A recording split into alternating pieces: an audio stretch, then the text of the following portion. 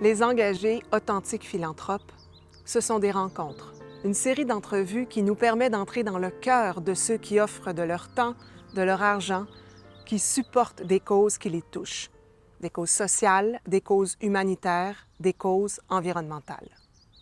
J'avais le goût de mettre en lumière ce qui se fait de beau autour de nous, parce que lorsqu'on prend le temps de s'arrêter, de regarder, d'écouter, de la générosité dans notre société, on en découvre. Et quand on entre en contact avec cette générosité, ça peut allumer une flamme, ça peut nous inspirer, nous inviter nous aussi à nous engager. Je suis contente de vous accueillir et de vous faire découvrir des personnes merveilleuses, des engagés, d'authentiques philanthropes.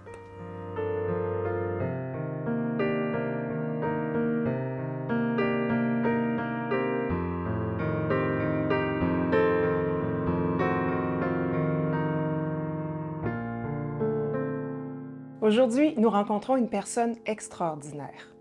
Je l'ai entendue pour la toute première fois au printemps 2023 dans le cadre du Sommet de la finance durable. Elle était l'une des panélistes. Lors de son intervention, nous étions quelques centaines dans la salle. Et après sa présentation, nous échangions spontanément entre nous en nous disant à quel point on avait été touchés par ce qu'elle nous avait partagé.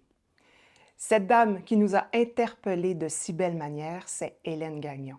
Elle est chef de la direction du développement durable chez CAE, un leader dans le domaine de la technologie aéronautique.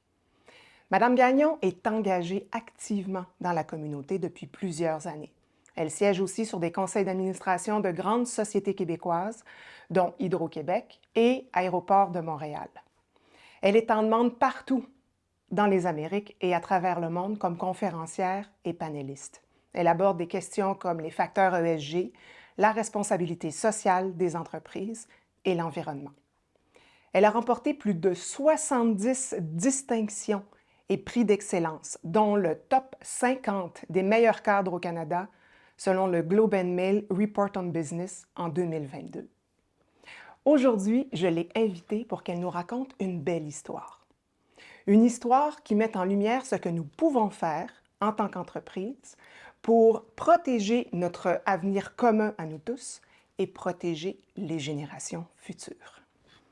Hélène Gagnon, bonjour. Bonjour, merci beaucoup de me recevoir. Quelle belle introduction. Je suis vraiment touchée par ces beaux mots. Merci. Bienvenue chez nous, Merci. Ça me fait vraiment plaisir. La première chose que je veux savoir, on parle de carboneutralité aujourd'hui, entre autres choses. CAE a pris la décision il y a quelques années de devenir carboneutre. Il y a eu un élément, un événement déclencheur même. J'ai envie que vous nous racontiez cette histoire-là. Oui, puis en fait, vous l'avez entendu au sommet de la finance durable. Oui. Hein, c'est ça qui vous avait touché, fait que ça me fait plaisir de raconter ça. Mais on se rappellera en 2019, juste avant la pandémie, en septembre, il y avait eu une grande marche ici à Montréal, mais partout dans le monde, des jeunes pour la lutte au changement climatique. Et Greta, l'activiste suédoise, était ici même à Montréal. Puis lors de cette grande marche, mon fils était dans cette marche-là, mais les enfants de mon PDG chez CAE y étaient aussi. Et ce soir-là, ses enfants lui ont dit, toi, tu travailles comme PDG d'une entreprise qui en fait déjà beaucoup pour l'environnement, mais qu'est-ce que tu pourrais faire de plus pour vraiment montrer que tu es engagé dans la lutte au changement climatique? Et donc là, il m'a appelé tout de suite. Il m'a dit, Hélène, je veux faire quelque chose d'inspirant, de gros pour inspirer nos employés, les générations futures et démontrer que notre entreprise, on est sérieux dans la lutte au changement climatique. Et donc, en dedans de quelques semaines, on lui a dit, bien, on devrait prendre l'engagement d'être carboneutre en dedans d'un an.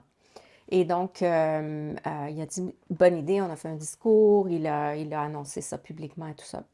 Puis, quelques mois après, la pandémie est arrivée, hein, donc en mars 2020. Et en dedans de quelques jours, on a perdu 80-90% de nos revenus parce que les frontières se sont fermées, les avions ont été cloués au sol et tout ça, ça a été extrêmement difficile. Chez CAE, on fait l'entraînement des pilotes, donc on est vraiment lié à l'industrie de l'aviation. Ça a été très difficile pour nous. Et on s'est vraiment demandé qu'est-ce qu'on fait avec notre engagement envers la carboneutralité. Et puis, en septembre, donc en dedans d'un an, on a décidé de maintenir notre engagement de devenir carboneutre, ce qu'on a maintenu depuis, c'est-à-dire qu'on a commencé à compenser nos émissions de carbone résiduelles et tout ça, donc de montrer que faut que ça fasse mal tout de suite. Il faut montrer qu'on est capable de prendre des mesures pour dire on est sérieux par rapport à la lutte au changement climatique. On n'attend pas juste dans 10 ans, dans 20 ans, dans 30 ans de réduire progressivement, mais on veut prendre des actions et montrer tout de suite qu'on est sérieux par rapport à ça. Puis on s'est dit, on a pris l'engagement pour les bonnes raisons, pour protéger notre planète, pour montrer qu'on était sérieux. Et on s'est dit, on va trouver un moyen, on va commencer à faire cette compensation-là. Et je pense que pour nos employés, notamment, ça a été quelque chose, c'était un moment de grande fierté. Puis je ne vous cacherai pas qu'avec tous les employés dans la guerre des talents actuellement, beaucoup de jeunes, quand on leur demande où est-ce qu'ils veulent travailler ou qu'ils sont en entrevue, ça ne prend pas de temps qu'ils nous posent des questions. Qu'est-ce que vous faites au niveau de la responsabilité sociale? Qu'est-ce que vous faites pour protéger la planète et tout ça? Donc, le fait d'être une entreprise carboneutre et de montrer qu'on est sérieux en matière de lutte au changement climatique, ça a été très bénéfique, mais c'est sûr que c'est pas facile, ça fait mal, hein? Il y a une facture qui vient avec ça et puis c'est un combat de tous les trimestres, je vous dirais, de maintenir ça Bien sûr. continuellement. Mais je suis très, très, très contente, mon président aussi, de cet engagement-là qui a été sérieux. C'est un grand leadership, hein, parce que c'était comme de prendre la Oui, pôle et de oui, dire on va le faire. oui, tout à fait. Ça démontre un bel exemple aussi. Oui, ça démontre un exemple, puis on voulait que ça soit inspirant aussi pour d'autres entreprises de notre secteur et tout ça, parce que dans le secteur de l'aviation, on s'est donné collectivement, les lignes aériennes, les manufactures, les aéroports, tout ça, un engagement d'être net zéro d'ici 2050. Donc, on a tous et toutes des actions à prendre, mais on voulait dire, mais il faut aller plus vite parfois, puis montrer que on est très sérieux. Donc oui, un exemple de leadership qui en a inspiré d'autres. Tout à fait. C'est vraiment fantastique. Quand on parle d'arriver à la carboneutralité, on comprend tout de suite qu'il y a probablement plusieurs étapes pour y arriver. Et il y a aussi de réfléchir à comment mes fournisseurs de services et mes fournisseurs de produits se comportent par rapport à ça. Est-ce qu'ils adoptent la même philosophie que moi? Parce que ça s'intègre aussi dans votre bilan carbone, ce que les fournisseurs vont faire. Vous travaillez étroitement avec plusieurs d'entre eux pour les amener à améliorer leur propre bilan. De quelle façon ça se traduit? Bien, en fait, effectivement, tu sais, quand on parle de notre bilan carbone, on a la portée 1 ou le scope 1 qu'on dit, nos émissions directes, le scope 2, la portée 2, l'électricité de nos 250 sites dans 40 pays. Puis on a la portée 3 qui est tout ce qui vient de notre chaîne d'approvisionnement. Donc, très important pour toutes les entreprises qui sont engagées dans une trajectoire de développement durable de travailler avec leurs fournisseurs. On ne s'en sort pas. Il y a toute la... Bon. Alors, il y a deux approches, hein, la carotte ou le bâton. C'est comme ça dans la vie, hein? Donc, soit qu'on dit, on tape sur les doigts, donne-moi tes données, puis vite, vite, vite, il faut que tu baisses, il faut que tu réduises tes trucs. Ou il y a une approche aussi qui est beaucoup plus collaborative, qui est de dire, bien, on est dans le même bateau, il faut qu'on travaille ça ensemble, puis on va vous aider. Donc, nous, on a commencé par mettre un peu tous nos grands fournisseurs ensemble dans une même salle pour dire, on va vous aider à faire un premier bilan carbone, on va mettre nos ingénieurs avec vous, on va travailler ensemble, on va essayer de voir c'est quoi votre impact, puis comment est-ce qu'on va pouvoir après travailler ensemble pour réduire progressivement vos émissions. On travaille aussi dans notre industrie ici à Montréal avec la grappe de l'industrie aérospatiale, Aéro Montréal. Il y a un programme qui s'appelle Éco-responsabilité où les PME peuvent bénéficier pour quelques milliers de dollars d'un inventaire carbone formel avec un plan de réduction qui a une beaucoup plus grande valeur grâce aux subventions. Donc, les entreprises, on s'est mis ensemble, puis nous, on a identifié plusieurs fournisseurs du Québec. On a dit, rentre dans ça, ça va t'aider. Fait que, donc, nous, on aide, on s'assure que collectivement, dans l'industrie, on aide nos fournisseurs parce que si on ne le fait pas comme ça, si on ne les aide pas, bien, ils n'ont pas tous le même niveau de maturité. Tu sais, donc, il y a des fournisseurs de CAE qui sont comme Amazon Web Services, Salesforce ou Microsoft. Eux autres sont bien plus avancés que nous autres. Mais on a des fournisseurs qui sont comme en Bose, qui sont des PME qui coupent du métal et tout ça. Tu sais, des fois, on leur demandait, tu sais, c'est quoi votre bilan carbone? Ils ne savaient même pas de quoi on parlait. Tu sais. Puis il faut respecter ça, puis il faut les amener avec nous sur la trajectoire.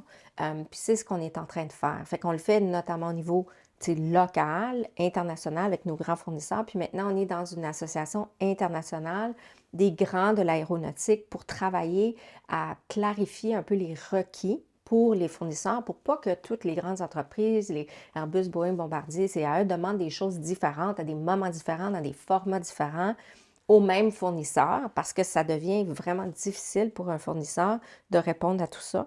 Fait qu'il faut les amener comme ça avec nous, mais aussi il faut travailler, nous, pour clarifier, puis réduire, puis comme streamline, là, comme on dit en anglais, pour aider les fournisseurs. Fait qu'on est dans Plus, cette étape-là aussi, là, tu sais. c'est vraiment merveilleux. En fait, c'est de la Oui, standardisation. tout à C'est fait. employons le même langage, Oui, travaillons de la même tout à façon, fait. puis éduquons ceux qu'on doit Oui, aussi amener comme une étape plus loin, il faut tu les sais. prendre sous nos ailes, Exact. vraiment, pour Oui, dire on est ensemble, puis on va faire ça ensemble parce que ça peut faire peur. Puis je vous donne un bien exemple sûr. d'une petite PME, quand on l'a mis dans la salle, puis qu'on lui a dit, bon, on va travailler ensemble sur le bilan carbone, puis bon, ils ont dit, tu sais, moi, j'ai personne dans l'environnement, tu sais, c'est pas ma priorité, j'ai d'autres priorités et tout ça. Puis au début, tu étais très réfractaire. Puis en dedans de 1 an, c'est une entreprise qui a remporté un des prix parce qu'on a pris dans la catégorie carotte, là. On a mis un programme de reconnaissance de nos fournisseurs dont un des facteurs, c'est de partager nos mêmes valeurs, notamment sur l'environnement. Puis cette entreprise-là a gagné un prix justement parce qu'ils ont complètement changé leur attitude. Ils ont maintenant une personne à demi-temps qui s'occupe d'environnement parce qu'ils ont réalisé que nous, on était peut-être à l'avant-garde, qu'on leur commençait à leur poser des questions, puis mais d'autres clients sont mis à faire la même demande. Ils se sont dit, OK, c'est sérieux, on n'a plus le choix, là, il va falloir qu'on s'organise. Puis là, ils ont compris, ils ont comme changé l'attitude, puis ils ont dit, OK, on comprend, on embarque. Puis ils ont complètement changé leur capot de côté, là. Fait que on était très contents de ça, puis on était contents de les reconnaître pour avoir Bien vraiment sûr. comme ouvert les yeux, puis d'avoir pris de s'être mis en mouvement, dans le fond. Oui. Et là, je fais juste une petite parenthèse. On se disait tout à l'heure en pré-entrevue à quel point il y a beaucoup de choses qui se produisaient présentement, puis c'est encourageant de voir Mhm. ça. C'est un bel exemple. Ça en est C'est un bel vraiment un exemple bel parce exemple. il y a des entreprises qui n'avaient pas le niveau de maturité de comprendre l'importance de tout ça il y a ne serait-ce qu'un an ou un an et demi et qui maintenant sont vraiment engagés dans cette trajectoire de développement durable avec nous puis avec plein d'autres grandes entreprises. Ouais. Et Donc, c'est un message qu'on doit continuer de tout à fait, promouvoir, tout à fait. vraiment, Oui, oui, oui, tout à définitivement. fait.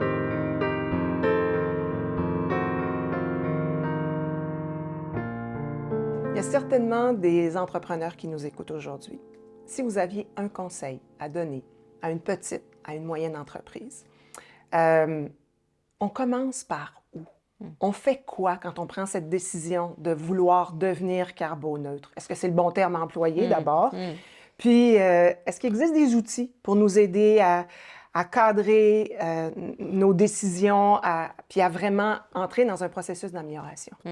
Ben, en fait, je dirais la meilleure terminologie, ce serait plutôt de dire on commence la trajectoire vers un développement durable où on va intégrer différents facteurs environnementaux, sociaux, de gouvernance dans nos priorités, notre façon de gérer. Quelles sont les attentes de nos parties prenantes? Fait que la façon de commencer, c'est de comprendre c'est quoi les attentes des parties prenantes.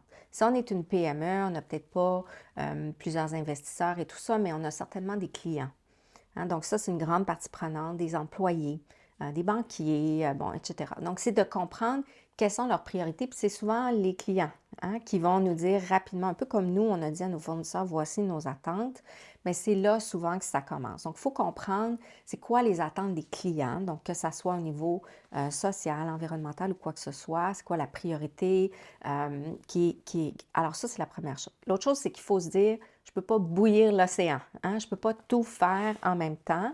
C'est pour ça qu'il y a un concept qui s'appelle la matrice de matérialité. C'est de dire, c'est quoi qui est important en termes dans tout ce qui se passe versus mon entreprise. Par exemple, chez CAE, nous, on n'utilise pas beaucoup d'eau. OK? On n'est pas une entreprise dans le secteur de l'agriculture ou quoi que ce soit qui utilise beaucoup d'eau dans ses processus. On n'utilise pas vraiment d'eau, là. OK? Donc, pour nous, oui, les émissions, mais l'eau, c'est pas pertinent. Fait que dans notre matrice de matérialité, c'est pas comme si on fait plein de choses reliées à l'eau. Ça, pour nous, c'est pas un des enjeux environnementaux les plus criants. Okay? Donc, il faut savoir un peu prioriser. C'est juste un exemple, mais c'est de dire que quand on commence à regarder les facteurs environnementaux, il peut y avoir beaucoup de choses. Puis, il ne faut pas que ça nous fasse peur. Il faut qu'on se dise qu'est-ce qui est vraiment ce sur quoi j'ai du contrôle, ce sur quoi je peux travailler, qu'est-ce qui est pertinent pour mes clients. Puis, on commence doucement. L'idée, c'est de se mettre en mouvement. de comprendre les attentes, puis de débuter le processus. Puis vous allez voir, vous allez peut-être avoir plus de soutien, plus d'aide que vous pensez une fois que vous vous mettez en mouvement. Puis ça serait le temps de commencer à se mettre en mouvement parce que le monde entier est pas mal en mouvement, là, tu sais. Donc, je pense que de ce côté-là, c'est le temps là, de poser la question, même si vous êtes une toute petite entreprise, de regarder ce que vos clients font parce que quand ils vont venir cogner à votre porte, sinon, ils vont être plus en mode urgence. Tandis que si vous posez un peu plus de questions, vous allez vous donner un peu plus de temps pour voir les choses venir, vous préparer, modifier vos processus, faire certains calculs, essayer de comprendre des choses. Quand vous dites ce serait le temps de se mettre en mouvement, on est Oui. en 24, on est 24, en ouais. 2024. Et là, je me dis, est-ce que vous avez des données à savoir combien d'entreprises sont réellement engagées présentement, qu'elles soient cotées ou non en bourse, là, versus le pourcentage qui ne serait pas encore dans ce mouvement-là? Alors, j'ai pas toutes ces données, mais j'ai des données que je vais vous partager de sondage. OK? Il y a une entreprise qui s'appelle Net Zéro Positif qui a fait un sondage d'entreprises du secteur manufacturier, par exemple, au Québec, et un sondage particulier dans le secteur de l'aéronautique, toujours au Québec. Moi, j'étais très contente de voir que les entreprises du secteur aéronautique avaient un niveau de maturité qui était plus élevé. C'est-à-dire qu'ils voyaient qu'au niveau environnemental, par exemple, que ça pouvait être aussi une opportunité, pas seulement un risque ou quelque chose de difficile à mettre en œuvre, mais qui pouvait, si on s'en occupait bien, créer des opportunités. Donc, il y avait comme un niveau de maturité, de compréhension, d'importance qui était plus élevé au niveau aérospatial versus le secteur manufacturier en général au Québec, où, on le sait, le tissu industriel au Québec est constitué de beaucoup, beaucoup, beaucoup de PME. Et donc, ce que ça veut dire, c'est qu'il y a beaucoup des entreprises qui n'ont pas encore atteint un certain niveau de maturité, de comprendre ce que ça signifie au niveau risque, mais aussi au niveau opportunité. Parce que on parle beaucoup de, bon, il faut gérer notre carbone, il faut réduire et tout ça, mais ça peut créer des opportunités pour réduire des coûts tout en aidant notre planète et tout ça. Donc, il faut des fois avoir un niveau de maturité pour comprendre. Fait qu'au Québec, ce n'est pas encore toutes les entreprises qui sont là, juste d'un point de vue sondage, au niveau maturité, ça, je peux dire que je le sais. Au niveau plus grandes entreprises, pas mal toutes les entreprises ont débuté une trajectoire, là, puis ont des plans, des rapports et tout ça. Vraiment. Mais ça s'en vient là, au niveau de la chaîne d'approvisionnement. C'est une question de pas longtemps. Là. C'est une je question dirais de mois, Oui. une couple d'années, mais Oui. pas long, pas Non, long. non, Là. Fait que moi, je exactement. pense On est qu'on est rendu plus là. comme en mois. Fait qu'il va falloir vraiment se poser ces questions-là rapidement.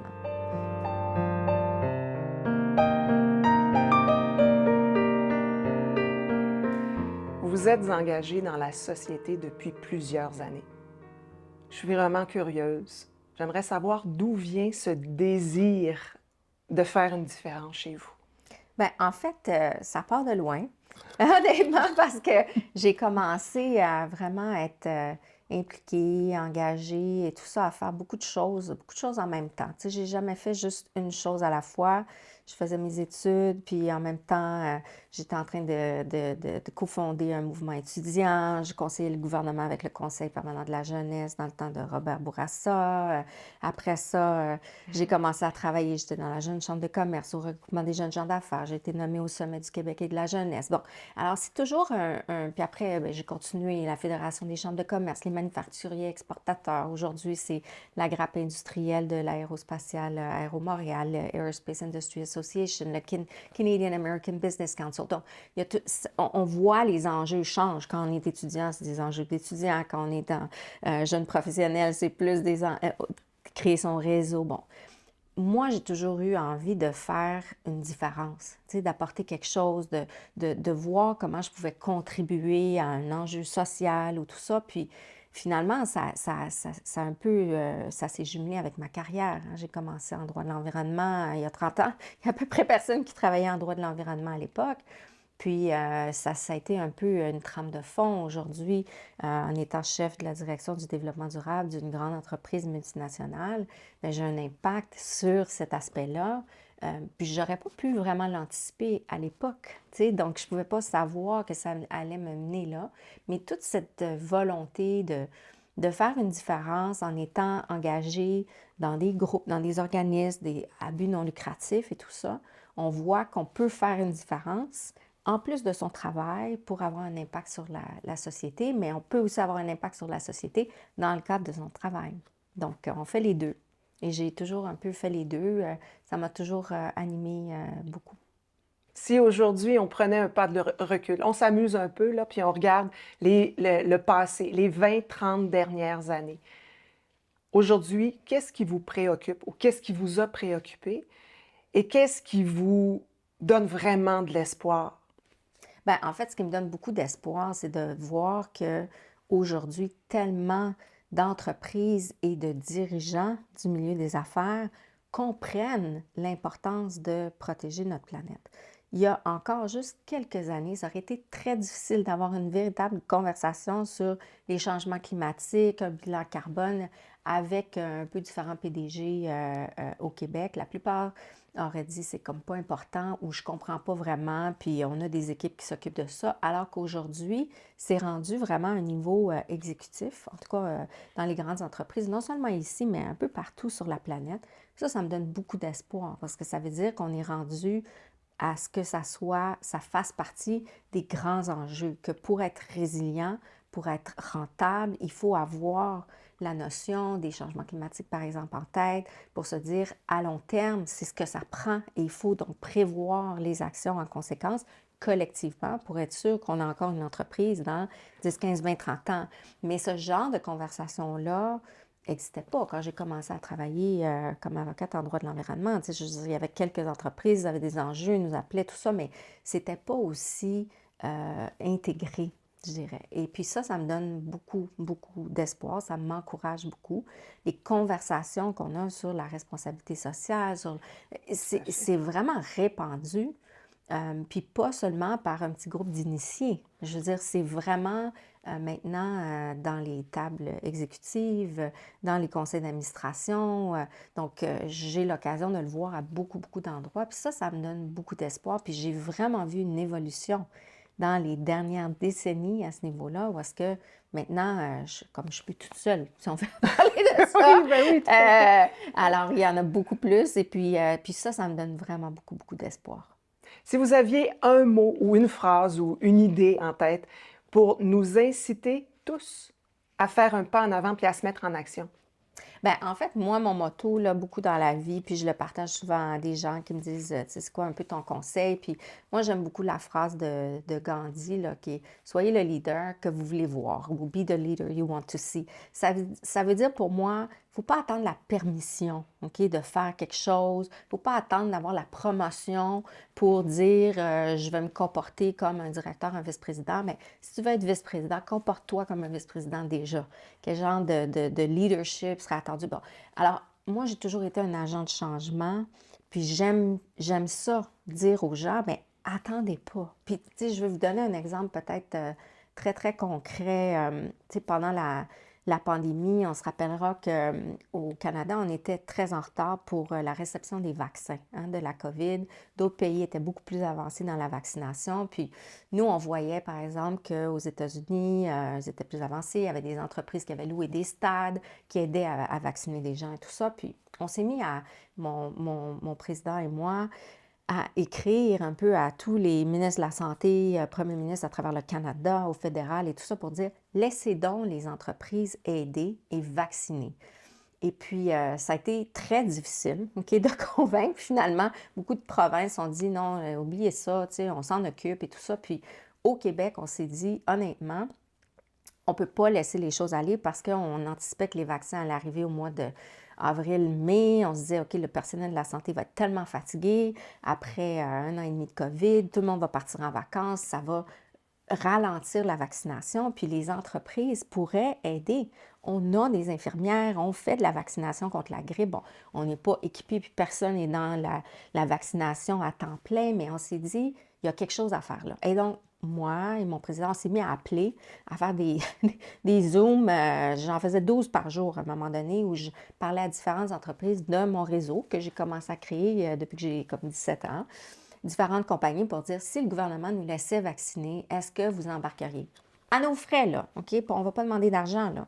À nos frais, est-ce que vous seriez prêt à faire ce qu'il faut pour aider à vacciner la population dans vos entreprises et tout ça? On ne savait pas vraiment dans quoi on s'embarquait, OK? Puis, à un moment donné, le ministre Dubé nous a dit, à moi et à Marc Parent, mon CEO, je me rappelle très bien, là, il était là avec Daniel Paré, à l'époque, qui s'occupait de la vaccination, puis il a dit, on va le faire. C'est de votre faute, là, on va le faire. Mais C'est de votre c'est de faute. votre C'est pas faute, on grâce va à le vous. faire. OK. On va le faire, on va le considérer. Mais ils nous ont dit, mais on n'a aucune idée comment travailler avec le secteur privé. Puis quand on y pense, secteur privé et puis santé, tu sais, dans la même phrase, c'est pas toujours facile à conjuguer. Fait qu'ils ont dit, on veut le faire, on comprend, vous avez raison, ça pourrait nous aider, mais comment est-ce qu'on va faire ça? On ne sait pas. On a dit, on va vous envoyer quelqu'un, on va vous trouver quelqu'un qu'on va garder. Tu sais, nous, on va la payer, on va vous l'envoyer travailler chez vous, pour vous. Puis on a appelé d'autres entreprises qui ont détaché des gens. Donc, il y avait une équipe du secteur privé, payée par le secteur privé, qui était là au sein du gouvernement pour faire le lien avec toutes les entreprises qui, après ça, ont été mobilisées. Puis c'est 10 de la population, 10 des vaccins qui ont été octroyés via les entreprises. C'est extraordinaire quand même. Mais ça, là, ça appartient de la persévérance de 2 personnes, mon président, moi, de la mobilisation, tout ça. Fait que des fois, les gens pensent que ça prend des gros budgets, beaucoup de monde, tu sais, pour faire des changements. Mais c'est un changement de société majeur qu'on a fait. Puis c'est pas, on n'est pas des vaccinateurs dans la vie, là. Tu sais, on fait des simulateurs de vol, on entraîne le plus de pilotes au monde, peu importe où vous voyagez dans le monde. Les chances sont que votre pilote a été formé sur un simulateur de CAE ou dans un de nos centres d'entraînement. C'est quand même assez exceptionnel. Fait qu'on est loin, là, OK, de la vaccination dans notre quotidien. Mais on s'est dit, qu'est-ce qu'on peut faire pour aider la société, pour repartir l'économie? Puis on s'est dit, c'est comme ça, il faut qu'on se mobilise puis qu'on aide nos gouvernements parce qu'on est tous pris dans la même affaire, là. Si on n'est pas vacciné, l'économie ne va pas rouvrir, les frontières ne vont pas rouvrir. Tu sais, tout pour l'économie, c'est très difficile. Puis on a un rôle à jouer, on veut aider. Puis ça a été difficile de faire accepter l'aide. Puis une fois que l'aide a été acceptée, on s'est dit, OK, mais on est sérieux, puis on le fait, puis on l'a fait arriver. Mais on ne savait pas, c'était pas tout attaché, c'était pas tout clair comment on allait faire ça au début. Mais on avait juste la persévérance de dire, mais c'est quel genre de leadership qu'on veut voir, quel genre de choses on pourrait faire.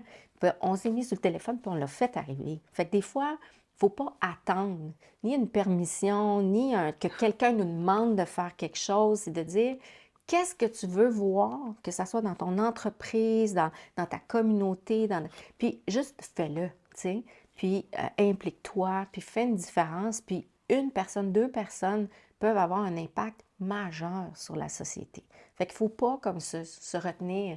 Il faut se donner l'élan, avoir le courage de faire ces choses-là, puis de se dire, mais je peux en avoir un impact.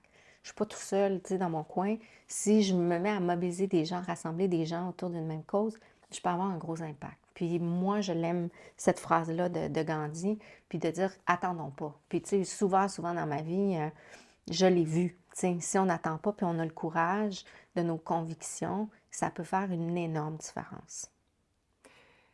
C'est vraiment hyper inspirant. Puis ça nous donne le goût aussi de nous dire, ben, dans mon quartier, je peux m'engager. Dans mon environnement, dans mon microcosme immédiat, on peut tous, à quelque part, faire quelque chose. Tout à fait. Ouais. Pas besoin d'aller vacciner 10 de la population. Non. Tu sais, ça peut être beaucoup plus petit aussi. Oui, ce qu'on ça peut faire. être le conseil d'administration de la garderie, ça peut être comment on aide avec l'école, ça peut être comment on aide un organisme qui est soutenu par Centraide, ça peut être, tu sais, c'est vraiment, il y a beaucoup de façons. Puis même de la même façon, dans notre entreprise, souvent, il y a une cause, on peut juste comme rentrer sur le comité pour aider, faire quelque chose de plus, avoir l'impression qu'on fait, qu'on a vraiment un impact sur notre société, puis c'est très gratifiant, puis c'est un bénéfice, tu sais, pour tout le monde. Ouais. J'allais le dire, c'est bon pour le cœur. Oui, tout à fait. C'est vraiment bon pour le cœur. Tout à fait. Hélène Gagnon, je sais que vous êtes extrêmement en demande. Je vous suis d'autant plus reconnaissante d'avoir accepté de nous rencontrer aujourd'hui. Et je suis persuadée aussi que vous avez su certainement en inspirer plusieurs. Merci. Maintenant, j'ai le goût de vous laisser le mot de la fin. Comme être humain, comme mère, comme femme d'affaires, comme citoyenne, qu'est-ce que vous aimeriez léguer en héritage? Bien, moi, je pense que c'est cet élément de changement, de courage, de se dire, on peut travailler ensemble, on peut collaborer, puis on peut faire une différence. Moi, tu sais, moi, je suis très, très fière de mon fils qui est lui aussi aujourd'hui engagé. Je le vois, il fait des simulations parlementaires, il est impliqué en politique, il s'occupe d'une troupe de théâtre et tout ça. Il est tout jeune. Puis déjà, tu sais, il bâtit son réseau, il est en train de faire ce qui va permettre d'avoir un impact sur la société. Et donc, je pense que on a tous un rôle à jouer comme parents, d'éduquer nos enfants à cette ouverture vers le monde, vers les autres, vers la société pour faire une différence, puis d'être là pour s'appuyer entre nous, pour se dire, ben, des fois, ça prend un peu plus de courage pour faire arriver des choses. Mais une fois qu'on le fait, même si ça n'arrive pas du premier coup, même si des fois ça prend de la persévérance, même des fois ça prend un peu de patience de dire on sème une graine, on essaie de faire quelque chose, ça ne marche pas du premier coup, de se dire c'est pas grave, j'ai semé quelque chose, je vais revenir à la charge, je vais revenir avec plus d'alliés, puis on peut faire une différence. Et puis, il ne faut jamais sous-estimer l'impact qu'on peut avoir dans notre entourage, dans nos entreprises. Si on a vraiment des convictions, on peut vraiment faire une différence. Merci beaucoup et quand je vous écoute, je me dis, vous êtes un modèle merveilleux pour votre fils, mais vous êtes certainement un grand modèle pour vos employés, pour les entreprises et les entrepreneurs. Tant mieux, merci. Merci beaucoup. Merci, je suis vraiment choyée d'avoir été là aujourd'hui. Merci pour cette belle invitation, cette belle conversation. Ça a été tout un plaisir. Merci.